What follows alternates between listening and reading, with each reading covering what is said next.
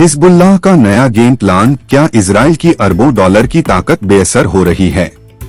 सवाल यह है कि आखिर कैसे एक गैर राज्य सशस्त्र संगठन हिजबुल्लाह आधुनिक हथियारों से लैस इजरायली सेना को लगातार चुनौती दे रहा है। दोस्तों, इजराइल के पास दुनिया की सबसे आधुनिक सैन्य तकनीकों में से कई मौजूद हैं। आयरन डोम, उन्नत लड़ाकू विमान, हाईटेक निगरानी सिस्टम और अत्याधुनिक टैंक। लेकिन हाल के संघर्षों ने यह दिखाया है कि आधुनिक युद्ध केवल महंगे हथियारों से नहीं जीते जाते।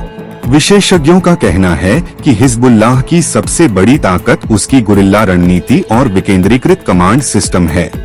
यानी यदि किसी एक कमांडर को निशाना बनाया जाए, तब भी संगठन पूरी तरह से निष्क्रिय नहीं होता। यही कारण है कि वर्षों के संघर्ष के बावजूद यह संगठन मैदान में बना हुआ है। अब बात करते हैं उस हथियार की जिसने सबसे ज्यादा चर्चा बटोरी है, FPV ड्रोन। ये छोटे, सस्ते और बेहद खतरनाक ड्रोन हैं। कुछ ड्रोन ऐसे भी बताए जाते हैं जो फाइबर ऑप्टिक तकनीक का उपयोग करते हैं, जिससे उन्हें पारंपरिक इलेक्ट्रॉनिक जैमिंग से रोकना मुश्किल हो सकता है। यही वजह है कि कई सैन्य विश्लेषक मानते हैं कि भविष्य का युद्ध केवल मिसाइलों और टैंकों का नहीं होगा, बल्कि ड्रोन और कृत्रिम बुद्धिमत्ता का भी होगा। इजराइल अब इन चुनौतियों का मुकाबला करने के लिए नई तकनीकों पर काम कर रहा है। लेजर सिस्टम, ड्रोन इंटरसेप्टर और उन्नत रडार विकसित किए जा रहे हैं। लेकिन सवाल यह है कि क्या ये उपाय पर्याप्त साबित होंगे?